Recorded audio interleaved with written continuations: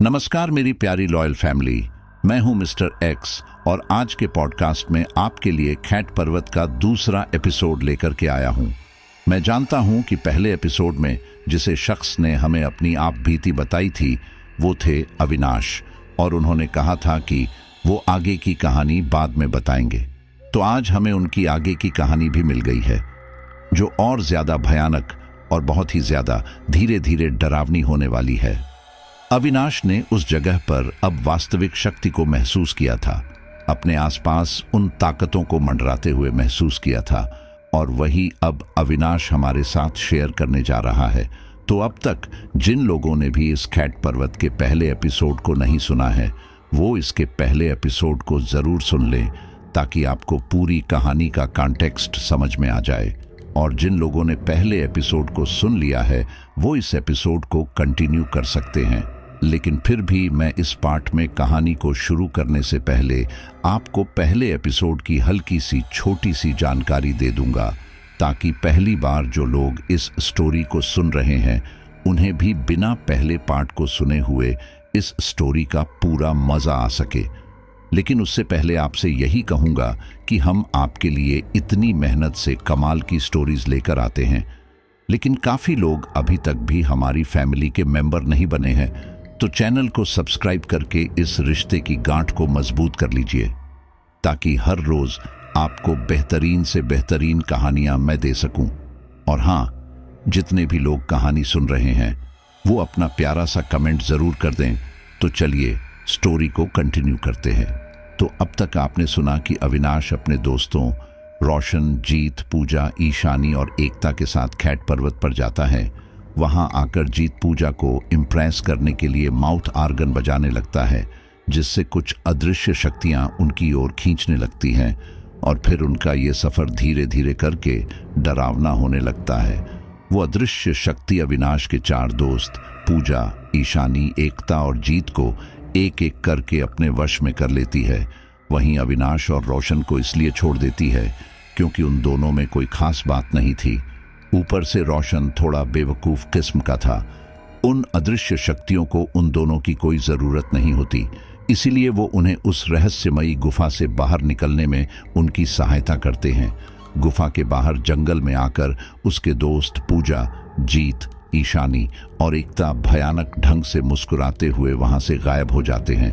वहीं अविनाश और रोशन डर के मारे बेहोश हो जाते हैं, और जब उन्हें होश आता है तो उनके दोस्त हमेशा के लिए खो चुके होते हैं। क्या वो सच में परियों के चंगुल में फंस गए थे? क्या ये सचमुच कोई शापित जगह थी? इस कहानी में आप अनुभव करेंगे कि कैसे अविनाश और उसके दोस्त इस भयावह जगह की शक्तियों का सामना करते हैं, और कैसे अदृश्य शक्तियां उनकी जिंदगियों से खेलती हैं। अब आगे अविनाश के पर्सपेक्टिव से शुरू करते हैं। धीरे धीरे मेरी आंखों के आगे से अंधेरा छौंट रहा था। पहले तो मेरी आंखों के आगे सब धुंधला सा रहा, लेकिन फिर कुछ ही देर में मुझे सब साफ दिखाई देने लगा। पहले कुछ सेकंड तो मेरा दिमाग बिल्कुल शून्य रहा, लेकिन फिर अगले ही पल मेरी आंखों के आगे वो सारी घटनाएं घूमने लगी। उन सब को याद कर मेरी नजर हैरानी से मेरे चारों ओर गई। आसपास देखते हुए मैंने पाया कि मैं एक चारपाई पर लेटा हुआ था। वहीं मेरे बगल में ही एक दूसरी चारपाई पर मेरा दोस्त रोशन आंखें बंद करके लेटा हुआ था। उसे यूं देखकर मैं घबराते हुए अपनी चारपाई से उठा और फिर रोशन के पास आया। मैंने उसको हिलाया डुलाया, लेकिन वो उठा ही नहीं। लेकिन इसी दौरान जब मैंने उसका शरीर छुआ तो मैंने पाया कि उसे काफी तेज बुखार था। हमारे आसपास काफी लोगों का जमावड़ा लगा हुआ था। मुझे होश में देखकर उनमें से एक बूढ़ा आदमी मेरे पास आया और बोला, फिक्र मत करो बेटा, तुम्हारा साथी सिर्फ बेहोश है। जैसे तुम्हें होश आ गया वैसे ही तुम्हारे साथी को भी आ जाएगा। तब मैंने तपाक से पूछा, मेरे बाकी के साथी मिले आपको? ये सुनकर वे सारे लोग हैरान रह गए। उन लोगों में आपस में खुसूर फुसूर होने लगी कि तभी वही बूढ़ा शख्स बोला, बेटा, हमें तो सिर्फ तुम दोनों ही जंगल में बेहोश पड़े मिले थे। कितने लोग थे तुम? मैंने कहा, हम टोटल 6 लोग थे। उनमें से एक मेरा दोस्त जीत था, बाकी 3 लड़कियां पूजा, ईशानी और एकता भी थी।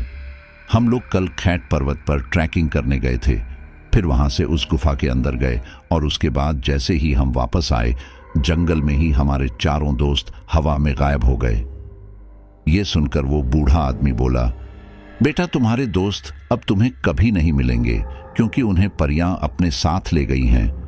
मैंने कहा, क्या बकवास है, मैंने वहां किसी परी को नहीं देखा।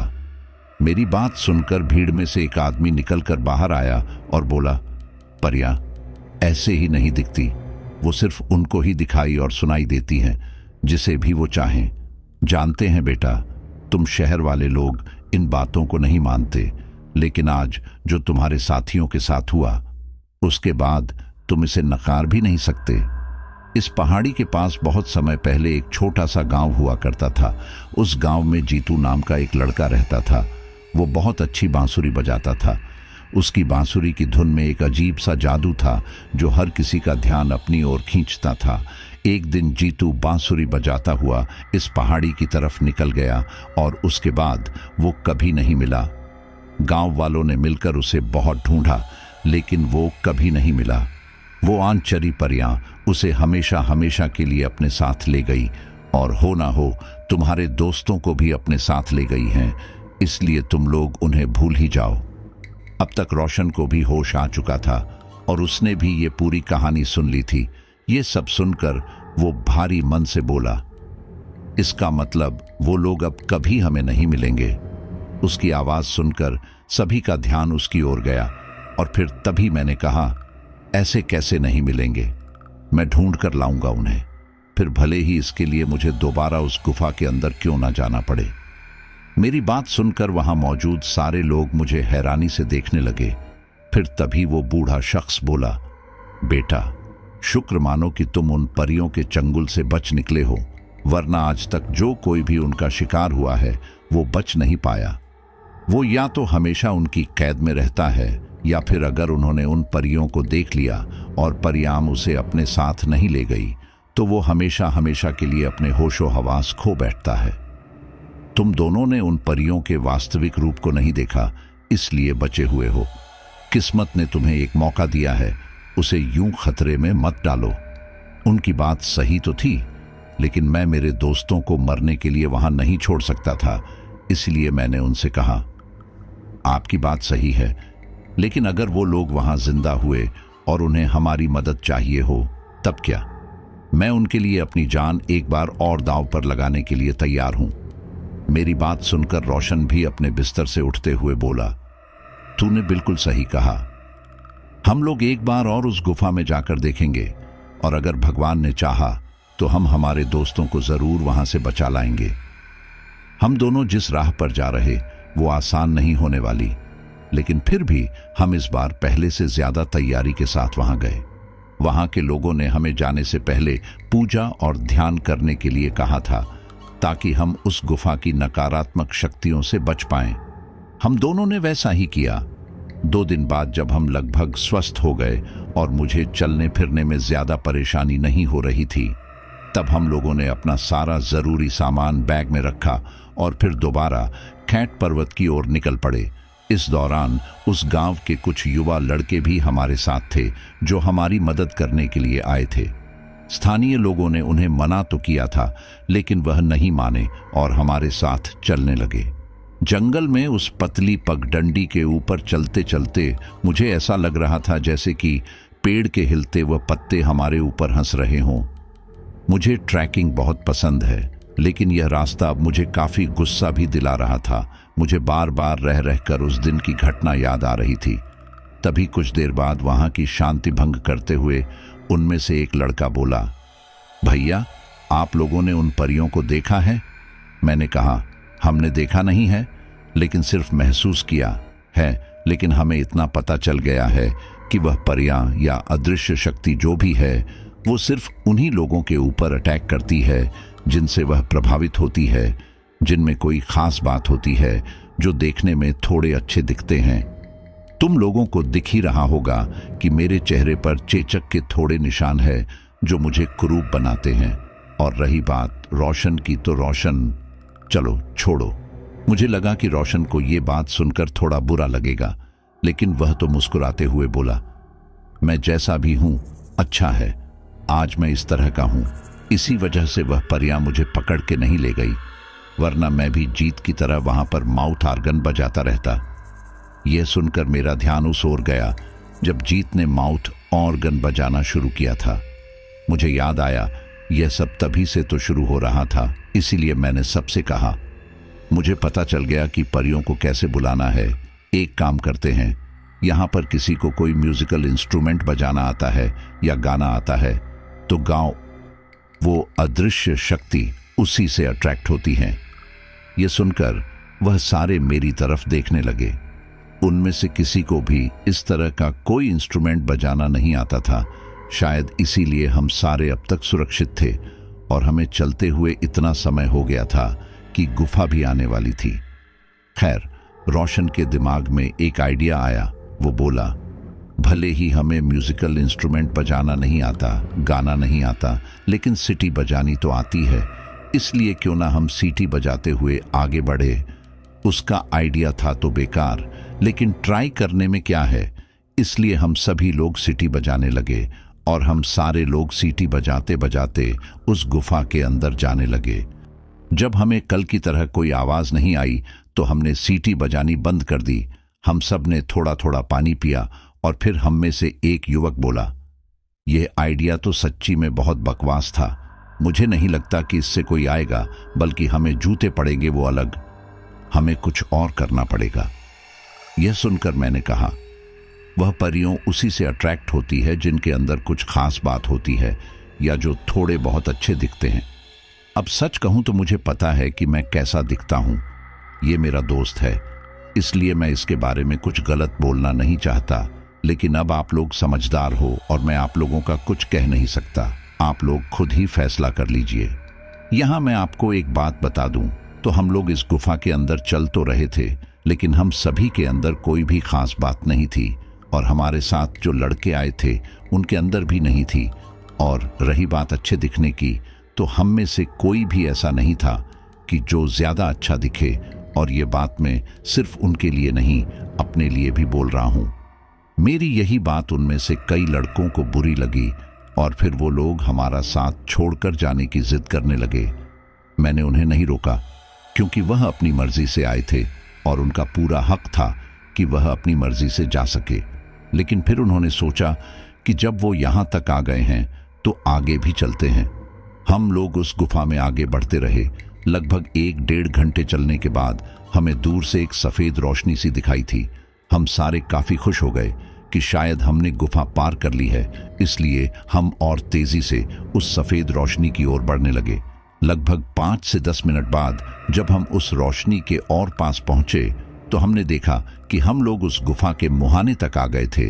यह देखकर हमें बहुत खुशी हुई, लेकिन फिर अगले ही पर मेरे चेहरे पर परेशानी के भाव आ गए, क्योंकि यह गुफा का रास्ता और कोई नहीं था बल्कि एंट्री पॉइंट था जहां से हमने चलना शुरू किया था।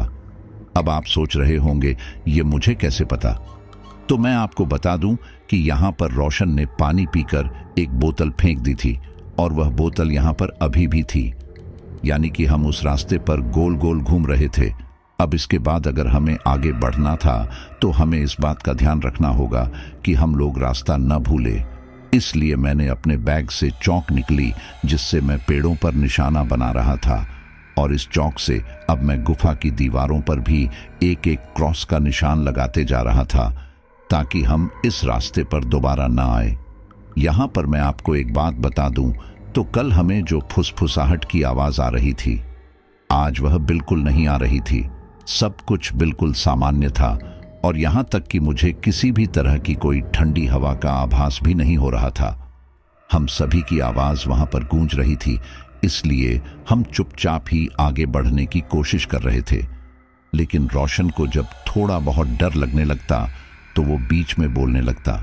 अब क्योंकि हम दीवारों पर निशान लगा रहे थे, इसलिए हम रास्ता न भटकते हुए आगे बढ़ रहे थे। जहां पर भी हमें ऐसा लगता कि हम लोग दोबारा एंट्री पॉइंट पर जा रहे हैं तो हम अपना रास्ता बदल देते। इस तरह करके हम लोग आगे बढ़ते जा रहे थे। लेकिन ठीक इसी दौरान मुझे जमीन पर एक ईयर रिंग गिरा पड़ा मिला। उस ईयर रिंग को मैंने उठाया और उसे देखते ही पहचान गया, क्योंकि यह ईयर रिंग एकता का था।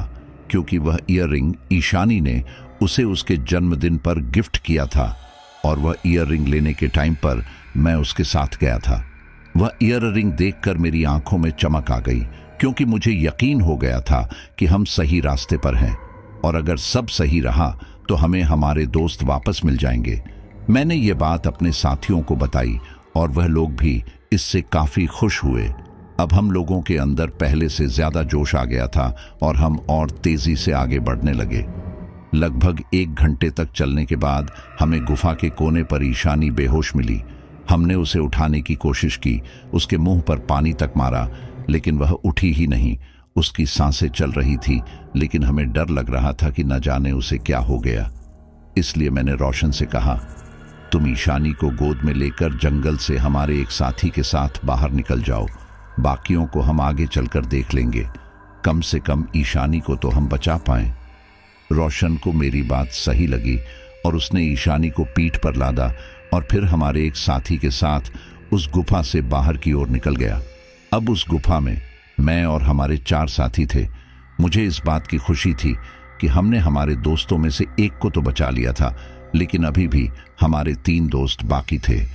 मेरे अंदर अभी इस बात की उम्मीद थी कि हो ना हो मेरे बाकी के दोस्त इसी तरह से इस गुफा के अंदर किसी कोने में बेहोश पड़े होंगे और मुझे समय रहते उन्हें यहाँ से निकालना पड़ेगा।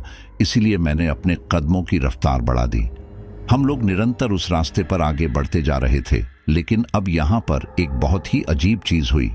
जो फुसफुसाहट की आवाज अब तक नहीं आ रही थी, वह आवाज अब आनी शुरू हो गई थी। उस आवाज को सुनकर मेरे साथ मौजूद लोग थोड़े घबरा गए थे, लेकिन फिर मैंने उनसे कहा, हिम्मत बनाए रखो, यहां डरने का कोई मतलब नहीं है। अगर हम डरें तो यह सब हमारे ऊपर और हावी होगा। मेरी बात सुनकर वो लोग अपने अपने डर पर काबू करने की कोशिश करने लगे, लेकिन जैसे जैसे हम उस गुफा में आगे बढ़ रहे थे, वह फुसफुसाहट की आवाज एकदम तेज हो रही थी, जैसे कि कोई कान के पास ही कुछ बोल रहा हो। हम सारे उस आवाज को नजरअंदाज करते हुए आगे बढ़ रहे थे। थोड़ी देर बाद मुझे किसी लड़की की फुसफुसाहट की आवाज आई। मैंने उस आवाज को बिल्कुल ध्यान से सुना। वह बोल रही थी, मुझे साहसी लोग बहुत पसंद हैं, क्या तुम मेरे साथ चलना चाहोगे? यह सुनकर मेरे छक्के छूट गए थे, क्योंकि अब तक ये परियां या अदृश्य ताकत जो भी है, यह मुझे नजरअंदाज कर रही थी, क्योंकि मेरे अंदर कोई खास बात नहीं थी। लेकिन अब इन्हें मेरे अंदर का साहस पसंद आ रहा था। मुझे डर लगने लगा था कि कहीं यह लोग भी मुझे जीत की और मेरे बाकी दोस्तों की तरह लेना जाए। लेकिन मुझे यहाँ पर यह भी पता चल गया था कि यह लोग अभी के लिए सिर्फ मुझे परेशान ही करेंगे। इसलिए मैंने कुछ ना बोलते हुए चुपचाप आगे बढ़ते रहने का फैसला किया। इन सब के थोड़ी देर बाद ही मुझे सामने से एक ठंडी हवा का झोंका अपने चेहरे पर महसूस हुआ। यह देखकर मैं थोड़ा घबरा गया, क्योंकि जो ठंडी हवा के थपेड़े हम पिछले और महसूस कर रहे थे, वह इस बार नहीं आ रहे थे, लेकिन अब यह दोबारा शुरू हो रहे थे और उस एक झोंके के बाद वह ठंडी हवा दोबारा से शुरू हो गई थी। मैं इन सब का मतलब समझ गया कि हो ना हो वह अदृश्य ताकत यहीं आसपास है। मैं यह बात अपने साथ मौजूद बाकी लोगों को नहीं बता सकता था, क्योंकि इससे उनमें डर फैल सकता था और फिर क्या पता वह आगे जाते या ना जाते। और मुझे फिलहाल साथियों की जरूरत थी, क्योंकि मुझे मेरे दोस्तों को बचाना था। इसलिए मैं शांत ही बना रहा। कुछ देर बाद मेरे साथ मौजूद लोगों में से एक लड़का बोला, हम लोग काफी आगे आ चुके हैं, हमें आपकी एक साथी तो मिल गई, लेकिन अभी भी आपके 3 साथी बचे हैं। पता नहीं हम सही रास्ते पर हैं या नहीं। क्या बोलते हो, हमें रास्ता बदलना चाहिए? मैंने कुछ नहीं कहा। मैंने ध्यान से गुफा के चारों ओर देखा, लेकिन मुझे वहां कुछ अलग चीज नजर नहीं आई। फिर कुछ देर बाद मैं बोला, जहां तक मुझे याद है इस गुफा के अंदर एक ऐसा रास्ता भी है जहां से चढ़ाई आती है, लेकिन हम लोग काफी देर से चल रहे हैं, हमें ऐसा रास्ता अभी तक नहीं मिला है। मुझे लग रहा है हो ना हो हमारे साथी उसी रास्ते के आसपास होंगे। अब क्योंकि मैं कल भी यहां आ चुका था, तो इसीलिए मुझे उनसे ज्यादा पता था कि हम लोग किस रास्ते से आए हैं और कौन सा रास्ता हमारे लिए सही है या नहीं है। इसलिए वह लोग बस चुपचाप मुझे फॉलो कर रहे थे। कुछ आगे चलकर मैंने गुफा के चारों ओर नजर डाली और फिर मैं वहीं रुक क्योंकि मैं वो रास्ता पहचान गया था। यह वही रास्ता था जहां पर मुझे पहली बार एकता का हाथ जीत की पीठ पर महसूस हुआ था। उस रास्ते को देखकर मैं हैरान रह गया। मुझे समझ नहीं आ रहा था कि हम यहाँ पर कैसे आए, क्योंकि हम लोगों ने तो कोई और रास्ता लिया था। तब मुझे पता चला कि ये सारे रास्ते आपस में अलग ही तरह से जुड़े हुए हैं। ये सारे रास्ते एकदम जटिल और घुमावदार है। अगर ध्यान से यहाँ पर ना चला जाए तो फिर इंसान एक ही जगह पर घूमता रहता है। हो ना हो जो भी यहाँ घूमने आता होगा वह इन तरह की परेशानियों का सामना करता होगा।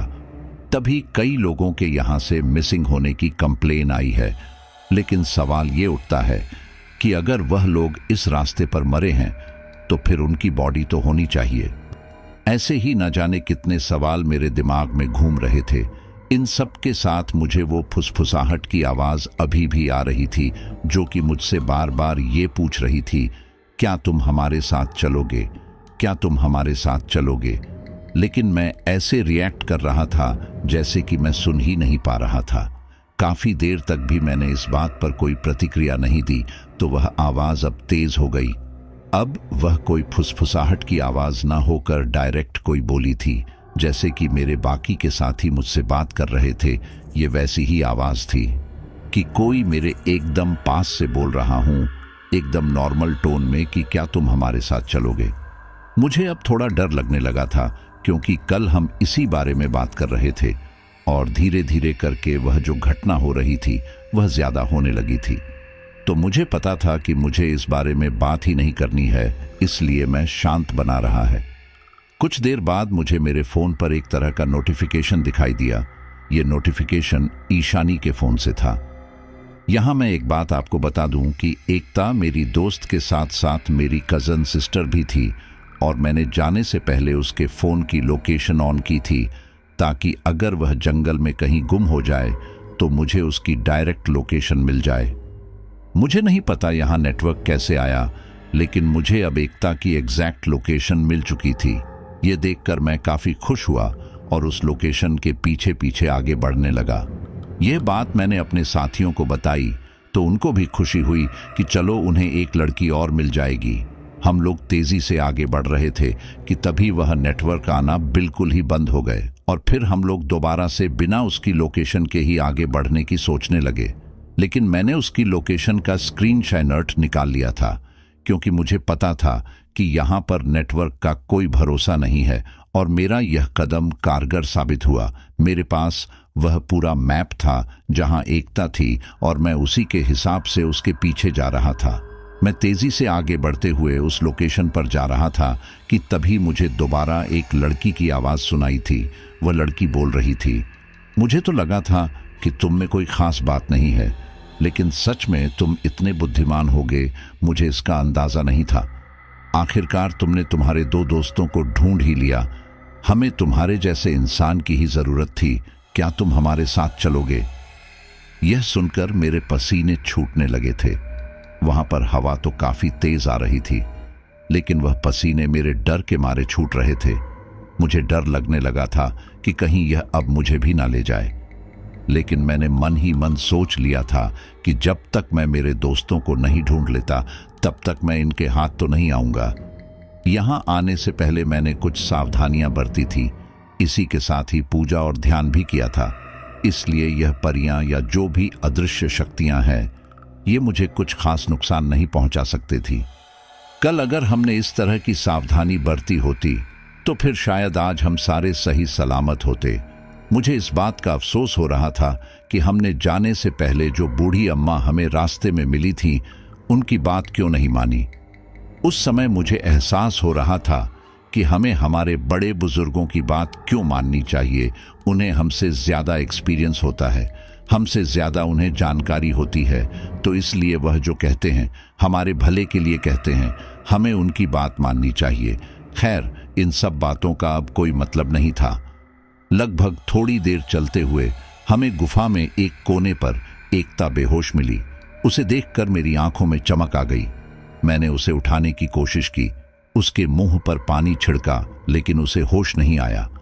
तब मैंने अपने साथ आ रहे हैं बाकी के 4 लोगों से कहा, तुम 2 लोग मेरी बहन को यहां से ले जाओ, बाकी के 2 लोग मेरे साथ चलो। यह सुनकर उनमें से 2 लोगों ने एकता को उठाया और उसे लेकर वहां से बाहर जाने लगे। मेरे साथ उस गुफा में अब सिर्फ 2 ही लोग थे। मुझे अपने दोस्तों को ढूंढना था, लेकिन इस गुफा में जगह जगह पर चुनौतियां ही चुनौतियां थीं। हम लोग कुछ आगे गए थे कि तभी अचानक से एक ढलान आई। मैंने उम्मीद नहीं की थी कि ढलान आएगी, क्योंकि पिछली बार हल्की चढ़ाई थी और आते समय ढलान थी। ये मेरे लिए बिल्कुल ही अनएक्सपेक्टेड था, जिस वजह से मैं अपना संतुलन बना नहीं सका और उस ढलान से लुढ़कते हुए सीधा नीचे गिरने लगा। लेकिन इस बार मैं इस चीज के लिए तैयार था कि मेरे सिर पर चोट ना लगे जिससे मैं बेहोश हो जाऊं, इसलिए मैंने अपने हाथ अपने सर के पास कर लिए थे। मेरे पीछे आ रहे मेरे दोनों साथी भी इन सब से संभल न सके और वह भी मेरे साथ लुढ़कते हुए नीचे आने लगे। थोड़ी देर बाद हम लोग काफी नीचे तक आ गए थे। वह ढलान इतनी थी जैसे कि हम लोग 2 फ्लोर की सीढ़ियां से नीचे आए हों। मैंने जल्दी से अपनी टॉर्च संभाली और हैरानी से गुफा को देखने लगा। यह गुफा का हिस्सा मैंने आज पहली बार देखा था।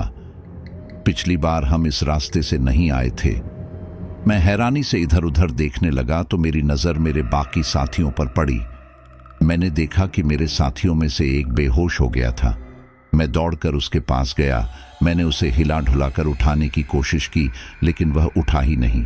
फिर मेरी नजर मेरे दूसरे साथी की तरफ पड़ी। उसे होश तो था, लेकिन वह लड़खड़ा रहा था। शायद उसे यह नहीं पता था कि आसपास क्या चल रहा है।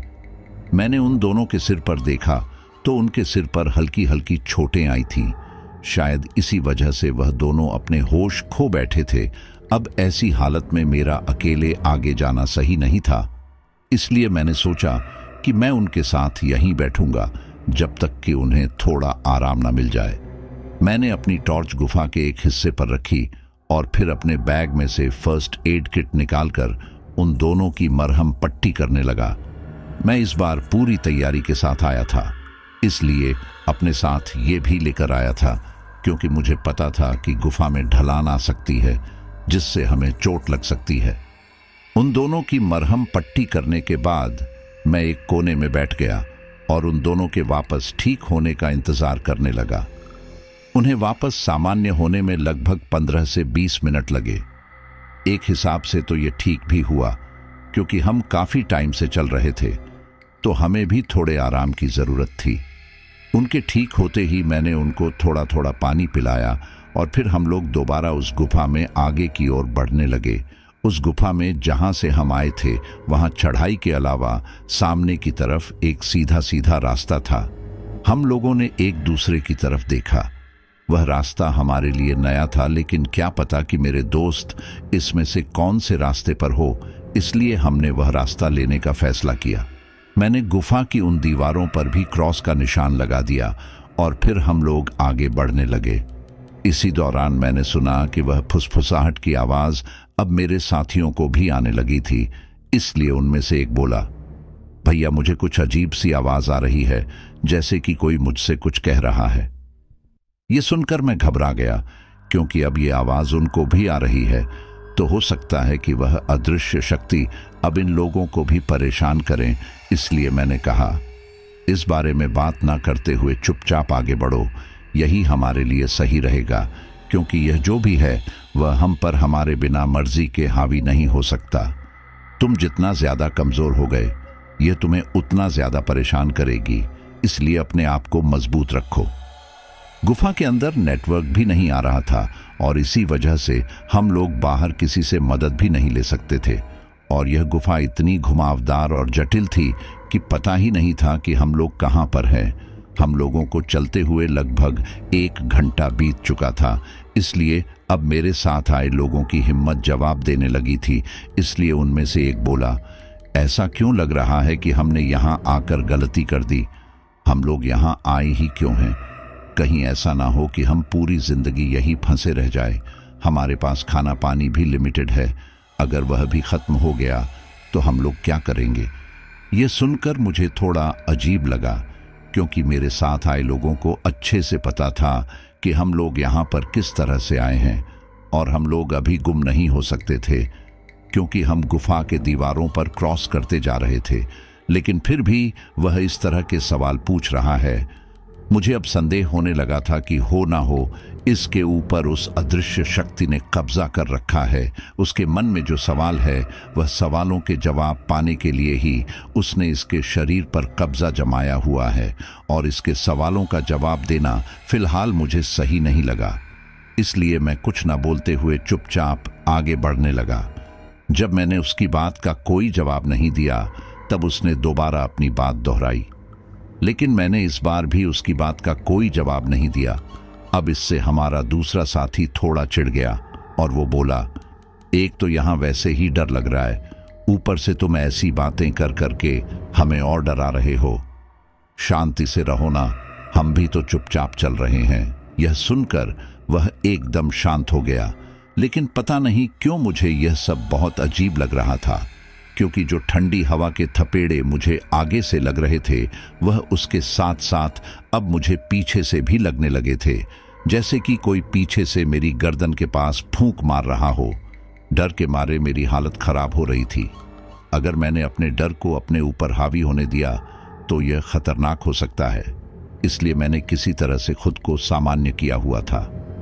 कुछ देर बाद वहां पर हम जैसे जैसे आगे बढ़ रहे थे वैसे वैसे ही मुझे मेरी पीठ पर किसी का स्पर्श महसूस हो रहा था। मुझे नहीं पता कि वह किसका हाथ था, लेकिन वह मेरे पीछे से आ रहा था। मुझे पता चल गया वह हाथ हो ना हो मेरे इन दोनों साथियों में से किसी एक का है। फिर भी मैंने कोई प्रतिक्रिया नहीं दी। मैं जितना हो सके उतना सामान्य बने रहने की कोशिश कर रहा था। हम लोग आगे चलते जा रहे थे। वही वह हाथ अभी भी मेरी पीठ पर था। थोड़ी देर बाद मेरे ठीक पीछे खड़ा मेरा साथी चिल्लाते हुए बोला, मंगल, ये तू क्या कर रहा है? तू भैया को ऐसे क्यों छेड़ रहा है? वही हुआ जिसका मुझे डर था। मेरे पीछे खड़े साथी ने यह देख लिया और अब इस बारे में बहसबाजी शुरू हो गई थी। वहीं हमारा सबसे पीछे खड़ा साथी लगातार मुझे ही घूर रहा था।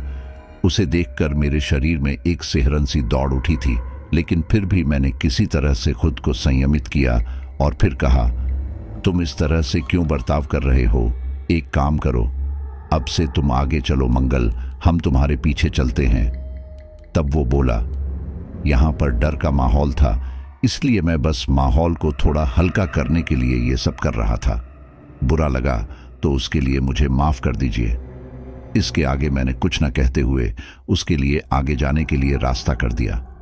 अब सबसे आगे वह चल रहा था, बीच में मैं चल रहा था और मेरे ठीक पीछे मेरा वह साथी था। कुछ देर बाद वह आगे चलने वाला शख्स बोला, मुझे अजीब अजीब सी फुसफुसाहट की आवाज आ रही है, क्या आप लोगों को नहीं आ रही? इससे पहले कि मैं कुछ कहता, सबसे पीछे चलने वाले मेरे साथी ने कहा, मुझे तो कोई आवाज नहीं आ रही, हाँ ठंडी ठंडी हवा जरूर आ रही है। ये सुनकर आगे वाले हमारे साथी ने कहा, तुम्हें आवाज आएगी भी नहीं, क्योंकि तुम्हारे अंदर शायद कोई खास बात नहीं है। ये आवाज सिर्फ उनको ही सुनाई देती है जो खास होते हैं, और मुझे लगता है कि अविनाश जी खास हैं, क्योंकि उन्हें वह आवाज आ रही है। क्यों सही कहा ना अविनाश जी? मैं ये बात मानना नहीं चाहता था, क्योंकि मुझे शक था कि अगर मैंने उनकी यह बात मानी तो फिर शायद मैं इनके काबू में हो जाऊं। इसलिए मैंने कहा, नहीं, मुझे तो कोई आवाज नहीं आ रही, सब नॉर्मल लग रहा है। मेरी बात सुनकर हमारे आगे चलने वाला साथी रुक गया। उसने मुझे घूरा और कहा, क्या आपको सच में कोई आवाज नहीं आ रही? क्योंकि वह आवाज बिल्कुल क्लियर थी। मेरे पीछे चल रहे हैं, मेरे साथी ने कहा, अरे कोई आवाज नहीं आ रही, वरना मुझे भी तो आनी चाहिए थी ना आवाज। और तुम्हें कैसे पता कि इन्हें वह आवाज आ रही है? तुम क्या इनके अंदर घुसे हुए हो? इस पर वह कुछ न बोला। उसने मुझे एक नजर दोबारा घूरा और फिर वापस सीधे सीधे चलने लगा। फिर कुछ देर बाद चलने के बाद वह बोला, आपको चाहिए क्या, यह तो बताइए। मैंने कहा, यह भी कोई पूछने की बात है? हम यहाँ जिस काम के लिए आए थे मैं वह काम पूरा करना चाहता हूँ। मैं यहाँ मेरे दोस्तों को ढूंढ रहा हूँ। वह बोला, मुझे नहीं लगता कि वह आपको मिलेंगे। अब तक तो वह उनके साथ उनकी दुनिया में चला गया होगा। इसलिए मेरी मानो तो आप लौट जाओ, नहीं तो अगर किसी का मन बदला तो वह आपको भी अपने साथ ले जाएंगे। मुझे गुस्सा तो आ रहा था, लेकिन मुझे अब एक बात पता चल चुकी थी। उसने कहा कि अब तक तो वो उसे अपनी दुनिया में ले गए होंगे, यानी कि अभी तक वह उनके साथ उनकी दुनिया में नहीं गए हैं। इसलिए मैंने सोचा कि समय रहते मुझे उनको यहाँ से बाहर निकालना ही पड़ेगा। इसलिए मैंने कहा, तुम अपनी रफ्तार ज्यादा तेज करो, मुझे जल्द से जल्द उन्हें ढूंढना है। इसके बाद वो बिना कुछ बोले तेजी से चलने लगा। लगभग 10-15 मिनट बाद वह बोला, तुम्हें पता है, इंसानों की यही एक खास बात है जो उन्हें उनके रूप से ज्यादा पसंद है, और वह है उनकी इच्छा शक्ति। जिस इंसान की जितनी ज्यादा अच्छी इच्छा शक्ति होती है, वह इंसान उतना ही ज्यादा खास हो जाता है। और यकीन मानो, तुम्हारी इच्छा शक्ति बाकियों से काफी अलग है।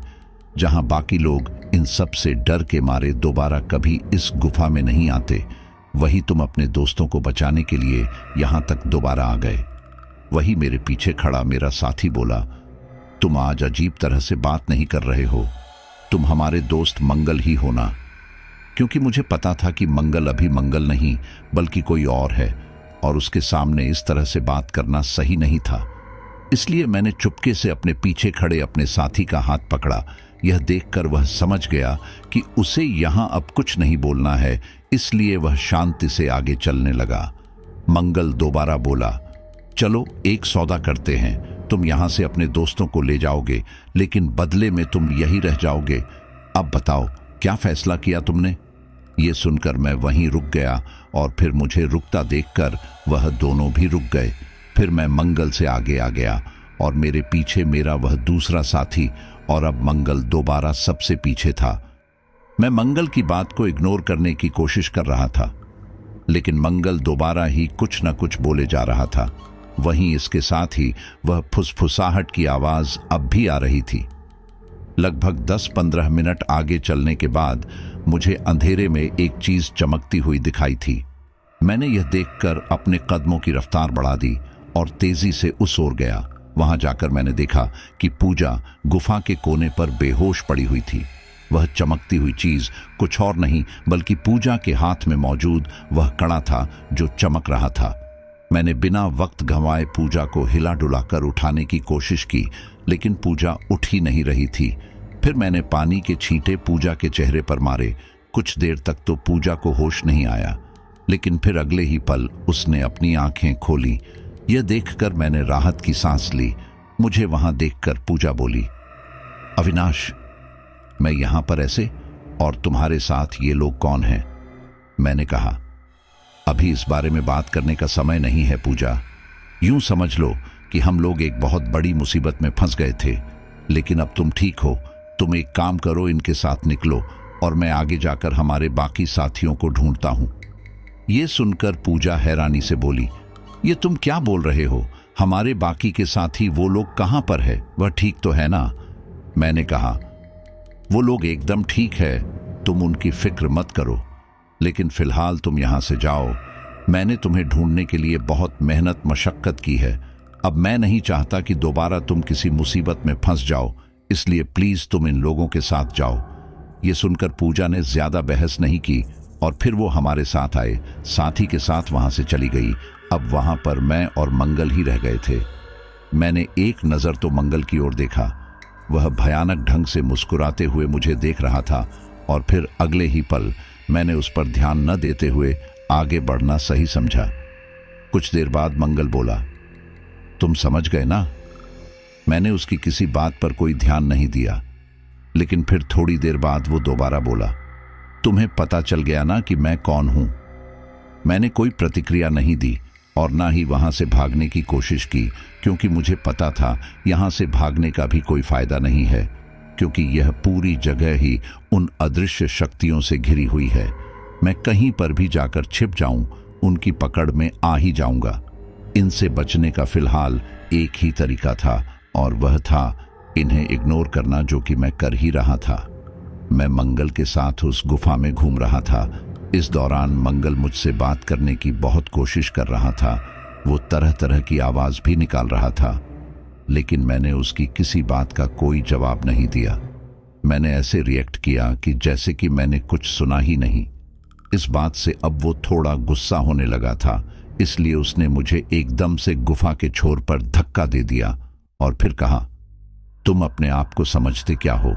मामूली इंसान हो तुम, और तुम मुझसे पार पा पाओगे? मैंने कहा, मेरे पास फालतू बहस करने का समय नहीं है। मेरे पास और भी बहुत काम है जिसे मुझे करना है। इसलिए अगर तुम्हें मेरे साथ चलना है तो चलो, नहीं चलना तो तुम वापस घर जा सकते हो। मैं अकेला ही यहां से आगे चला जाऊंगा। यह सुनकर मंगल भयानक ढंग से मुस्कुराने लगा और मुझे वहां पर बहुत सारी लड़कियों की आवाज सुनाई देने लगी। वह आवाज अब बिल्कुल साफ थी। मैं उन्हें देख तो नहीं पा रहा था, लेकिन सुन बहुत अच्छे से पा रहा था। थोड़ी ही देर में वहां हवा में कुछ उभरने लगा। यह देखकर मुझे वह बात याद आई कि उन अदृश्य शक्तियों को यदि कोई देख लेता है तो फिर वह शक्तियां उसे हमेशा हमेशा के लिए अपने साथ ले जाती हैं। इसलिए अब मुझे इनकी बातों को इग्नोर करने के साथ साथ इन्हें भी इग्नोर करना था। मुझे इन्हें कुछ भी करके देखना नहीं था, जो कि मेरे लिए बहुत ही ज्यादा मुश्किल होने वाला था। अगर मैंने इन्हें देख लिया तो फिर या तो यह मुझे अपने साथ ले जाते या फिर मैं पूरी तरह से अपना मानसिक संतुलन खो बैठता। इसीलिए मैंने अपनी आंखों पर हाथ रखा और फिर आगे बढ़ने लगा। इस दौरान मैं गुफा की दीवारों से टकरा रहा था, लेकिन मुझे इस बात का आभास हो रहा था कि मेरे आसपास कुछ लोग चल रहे हैं। गुफा की दीवारों से बार बार टकराने के कारण मुझे चोट भी लगने लगी थी, इसलिए मैंने अपने हाथ से दीवारों को पकड़ पकड़ कर चलना शुरू किया। वहीं इस दौरान मैंने अपनी आंखें बंद की हुई थी।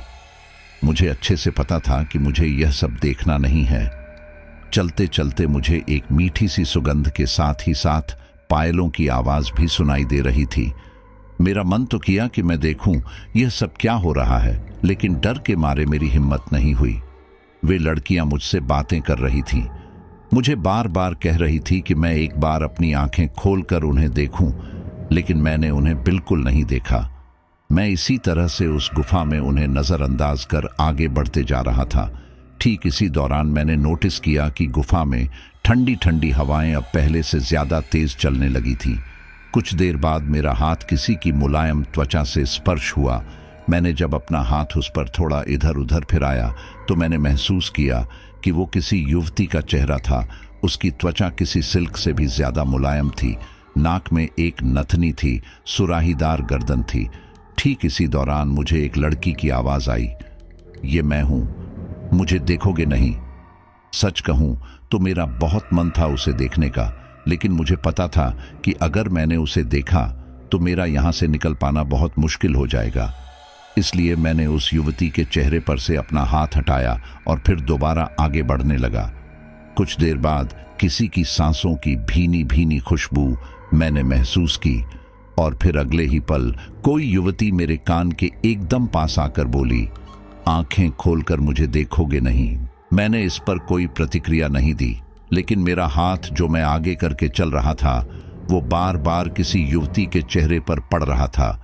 इससे मैंने परेशान होकर अपने दोनों हाथ उस गुफा की दीवारों पर टिका दिए ताकि मेरे हाथ गुफा के दोनों दीवारों से टकराए, ना कि उस लड़की के चेहरे से।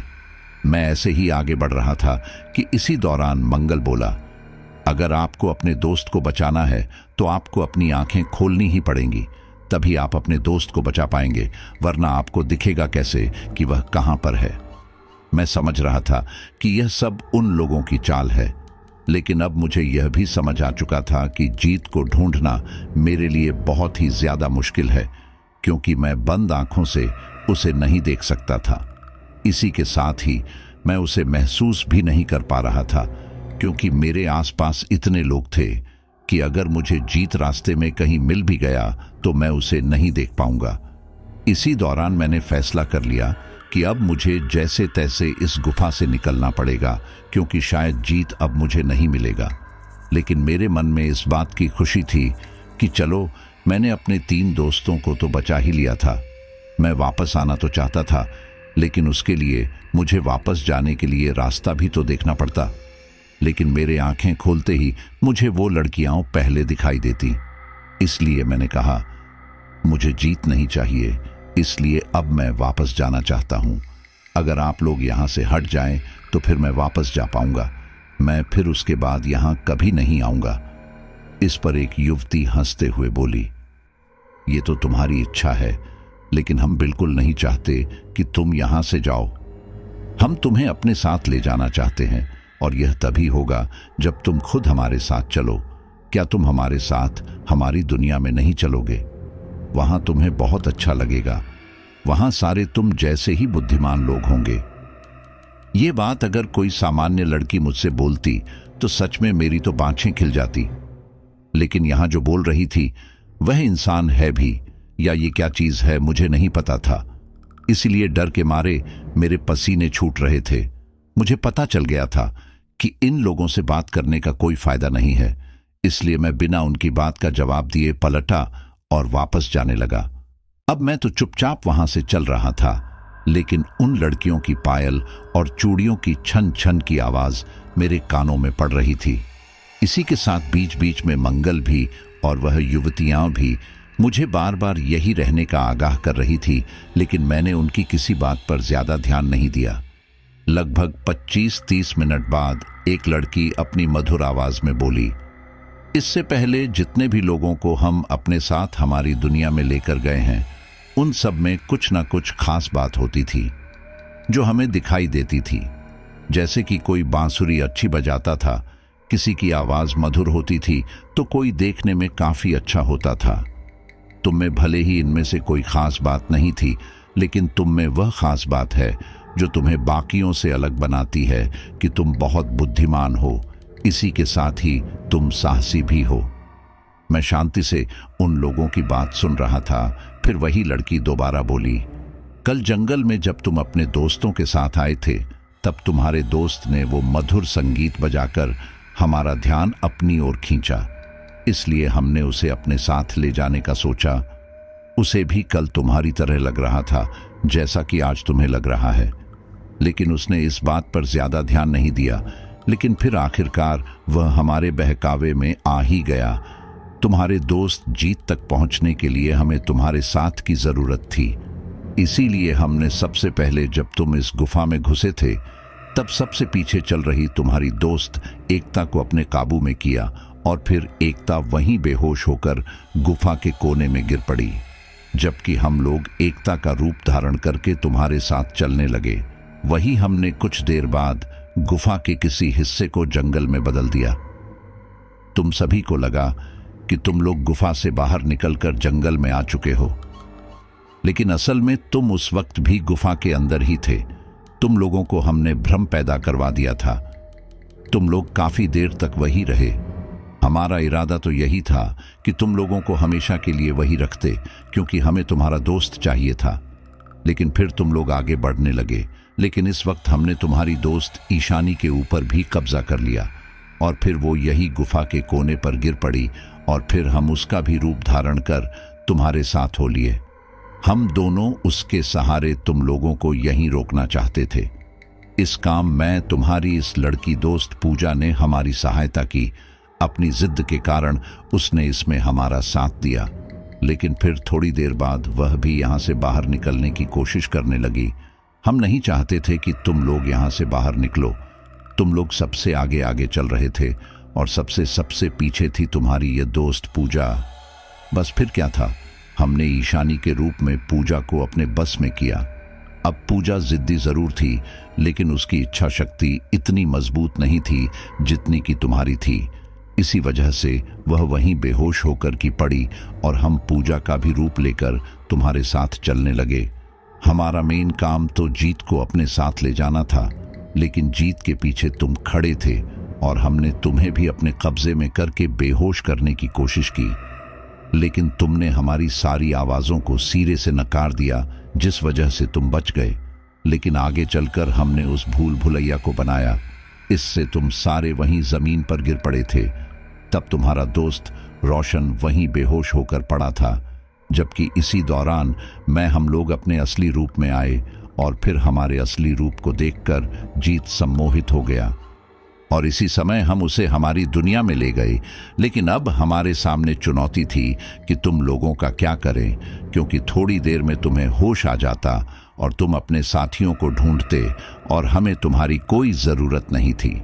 सच कहूं तो इसीलिए हमने तुम्हारे दोस्तों का रूप धारण किया और फिर तुम्हें यहां से बाहर निकालने की कोशिश की, जंगल के उस हिस्से में जाकर जहां से खतरा कम था और तुम लोग आराम से जा सकते थे। हम लोग गायब हो गए। हमें उम्मीद तो यही थी कि तुम लोग दोबारा इस जंगल में नहीं आओगे, लेकिन तुमने हमें गलत साबित कर दिया। तुम न सिर्फ इस जंगल में आए, बल्कि गुफा के अंदर बेहोश पड़े अपने 3 दोस्तों को भी यहां से ले गए। अब तुम्हारे वह 3 दोस्त सुरक्षित हैं, लेकिन जीत को हम वापस नहीं भेज सकते। जीत हमारी दुनिया में है और हम तुम्हें भी अपने साथ उस दुनिया में ले जाएंगे। उनके इतना कहते ही मुझे मेरे हाथों पर कुछ लड़कियों के हाथ महसूस हुए और इसी के साथ ही मुझे मेरे पैरों के नीचे से धरती गायब होती महसूस हो रही थी। और फिर मैंने अगले ही पल महसूस किया कि मैं हवा को चीरता हुआ आगे बढ़ रहा था। शायद वह मुझे अपने साथ उड़ाकर कहीं ले जा रही थी। यहाँ पर अगर मैंने उनके रंग रूप को देख लिया होता तो शायद मैं विरोध करने की हालत में नहीं होता। लेकिन यहाँ अच्छी बात यह थी कि मैंने अपने आप को इतना मजबूत कर लिया था कि मैंने उन्हें अब तक नहीं देखा था। इसी वजह से वह मेरे साथ ज्यादा जबरदस्ती नहीं कर सकती थी। अगले ही पल मैंने हिम्मत करके उनसे अपने हाथ छुड़वाए और ऐसा करते ही मैं जमीन पर गिर पड़ा। मेरे ऐसा करते ही उनमें से एक लड़की गुस्से में मुझसे बोली, आज तक किसी इंसान की इतनी हिम्मत नहीं हुई कि हमारे फैसले के आगे कुछ कर सके। तुम खुशकिस्मत हो कि तुम हमारी दुनिया में होशो आवाज में जा रहे हो। इसीलिए हमारी बात मानो और हमारी दुनिया में चलो। यहां तुम्हारी कोई कदर नहीं है। मैंने जैसे तैसे खुद को संभाला और फिर उस रास्ते पर आगे बढ़ने लगा। वह लड़कियां अभी भी मेरे पीछे पीछे आ रही थी। इस दौरान उनका स्वभाव काफी ज्यादा गुस्सैल हो गया था। वह बहुत ही ज्यादा गुस्से में मुझे उनकी बात मानने के लिए जोर दे रही थी। इसी के साथ ही मेरा साथी मंगल भी बार बार मुझे उनकी बात मानने का आग्रह कर रहा था। मेरे मन में गुस्सा, डर सब एक साथ आ गया था, लेकिन मेरी समझ में नहीं आ रहा था कि आखिर मैं इससे बाहर कैसे निकलूं। और फिर अगले ही पल मेरे फोन में एक नोटिफिकेशन आया। वो मेरे फोन की मैसेज की रिंगटोन थी और मैं मैसेज का जवाब देने की हालत में नहीं था, इसलिए मैंने वह मैसेज नहीं देखा। लेकिन फिर अगले ही पल मुझे फोन आया। मैंने स्वैप करके वह फोन उठा लिया। दूसरी तरफ से रोशन की आवाज आई। उसने कहा, क्या तुझे बाकी के लोग मिले? मैंने कहा, हाँ, ईशानी और पूजा को मैंने यहां से निकाल दिया है। वह दोनों सुरक्षित हैं, लेकिन मुझे नहीं लगता कि जीत हमें मिलेगा, इसलिए मैं वापस आ रहा हूं। लेकिन यहां पर एक दिक्कत हो गई है। मैं अपनी आंखें नहीं खोल सकता और मुझे आगे का रास्ता भी दिखाई नहीं दे रहा। दूसरी तरफ से रोशन ने कहा, इतना काम तूने किया, अब बाकी मुझे करने दे। तेरे फोन से मैंने लोकेशन ऑन करके रखा हुआ था और मुझे वह तेरी पूरी लोकेशन पता है। अब मैं तुझे जैसे जैसे बताता हूं, तू वैसे वैसे आ। सच कहूं तो उस समय मैं उम्मीद बिल्कुल हार चुका था, लेकिन रोशन ने मुझे नई उम्मीद दी और फिर मैं रोशन के बताए अनुसार उस रास्ते पर आगे बढ़ने लगा। इस दौरान वह लड़कियां अभी भी मुझे बार बार यहां से न जाने के लिए बोल रही थीं, लेकिन मैं उनकी किसी बात का कोई ना तो जवाब दे रहा था, न किसी तरह की कोई प्रतिक्रिया दे रहा था। इन सब से उनमें से एक लड़की इतनी ज्यादा गुस्सा हुई कि उसने मुझे चोट पहुंचाने की कोशिश की। उसने मेरा पैर पकड़कर मुझे नीचे गिरा दिया, जिससे मेरे घुटने पर चोट लग गई। लेकिन मैंने फिर भी अपनी आंखें नहीं खोली। मैंने अपनी आंखें बंद रखी, फोन उठाया और फिर दोबारा वहां से चलने लगा। यह सब लगभग 1 घंटे तक यूं ही चलता रहा।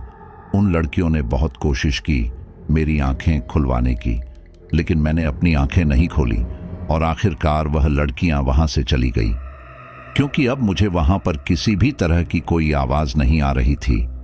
वही मुझे किसी के धम्म से गिरने की आवाज आई। वो आवाज सुनकर मैं समझ चुका था कि हो ना हो यह मंगल ही होगा।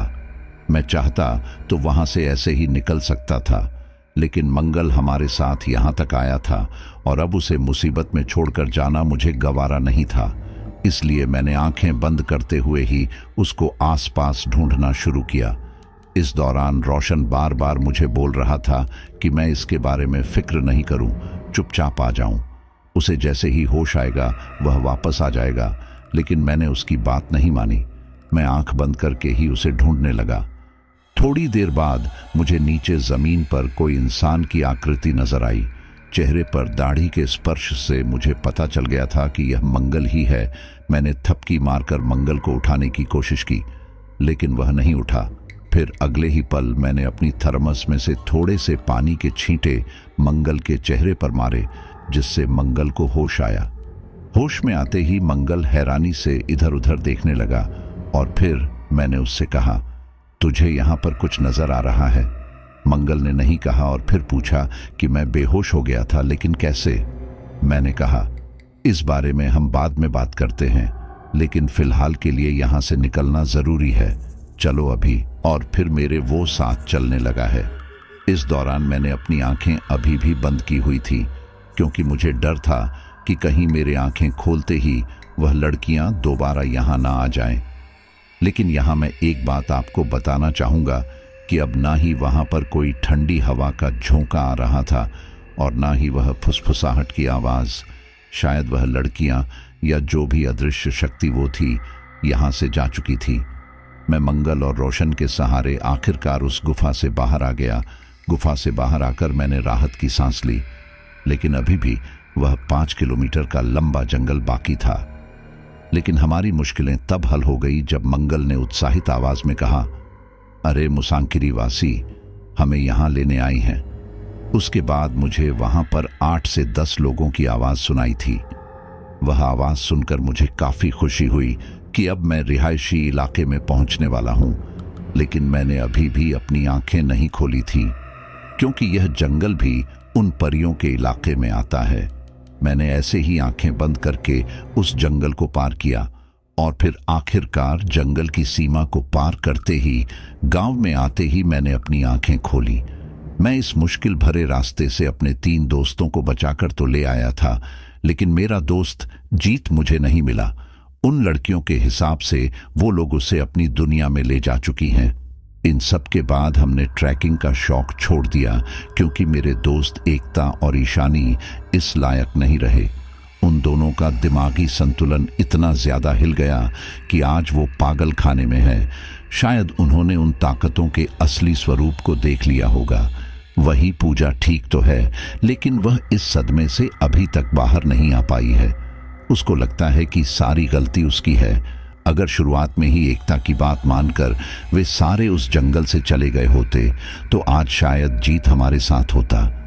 लेकिन पूजा की जिद के कारण हम न सिर्फ वहां गए, बल्कि हमने जीत को भी हमेशा के लिए खो दिया। मेरा बहुत मन किया कि मैं दोबारा उस गुफा के अंदर जाकर जीत की खोज करूं, लेकिन परियों ने लास्ट टाइम कहा था कि उन्हें मेरे जैसे इंसान की जरूरत है। मैं उस समय तो जैसे तैसे बच गया था, लेकिन अगर इस बार नहीं बचा तो शायद मैं भी उन गुफा के रहस्य में कहीं गायब हो जाऊं। इस वजह से मैं दोबारा कभी खैट पर्वत नहीं गया। तो साथियों, हमारी आज की ये स्टोरी यहीं पर कंप्लीट होती है। अविनाश ने अपने 3 दोस्तों को तो बचा लिया, लेकिन उसकी कोशिशों के बावजूद जीत को वो वापस नहीं ला सका। ये कहानी यहीं खत्म नहीं होती, बल्कि खौफ और रहस्य की एक गहरी परत हमारे सामने छोड़ जाती है। क्या सच में परियां उन्हें अपनी दुनिया में ले गईं, या ये सब महज उनके दिमाग का खेल था? इसका जवाब हमें शायद कभी ना मिले। पर हाँ, एक बात तो तय है, इस दुनिया में ऐसी कई जगहें हैं जिनका रहस्य अब तक अनसुलझा है, और खैट पर्वत की गुफाएं भी उन्हीं में से एक हैं। जो कोई भी वहां गया उसे कुछ न कुछ खोना पड़ा। अविनाश ने अपनी हिम्मत के साथ कई जवाब ढूंढने की कोशिश की, लेकिन क्या वो इन अदृश्य शक्तियों से पूरी तरह बच पाया? शायद नहीं। तो साथियों, अगर आपको भी ऐसी रहस्यमयी जगहों का शौक है तो सोचिएगा जरूर, क्योंकि हर बार किस्मत आपके साथ नहीं होती, और कभी कभी कुछ जगहों पर जाना आपकी सबसे बड़ी गलती साबित हो सकती है। और उम्मीद करता हूं कि स्टोरी काफी पसंद आपको आई होगी। अगर आप इस कहानी को सबसे आखिर तक सुन रहे हैं तो आप हमारी लॉयल फैमिली के मेंबर हैं, तो मुझे कमेंट में ज़रूर बताइए, क्योंकि अगली स्टोरी में मैं आपका नाम लेने की पूरी कोशिश करूंगा। चलिए अब अपने कुछ लॉयल फ्रेंड्स के नाम लेते हैं। जमुना दिव्य, नेपाल। खुशबू, माधवगंज, हरदोई। किशन बेरिया, राजकोट। राहुल कन्नौजिया, यूपी। हरि कुमार, दरभंगा। शालिन पाल, कैलिफोर्निया। अन्नू, अंधेरी, मुंबई। रिंकू, वृंदावन। राजकुमार बिष्ट, नेपाल। रॉकी और जैस्मीन, दुबई। विजय, नेपाल। पवन शर्मा, जयपुर। मेजर साहन, बैंगलोर। सुखराम, यूपी। सभी का बहुत बहुत धन्यवाद। और इस कहानी को तैयार करने में हमारी मदद की है ममता सहाय ने। चलिए मिलते हैं अगली स्टोरी पर।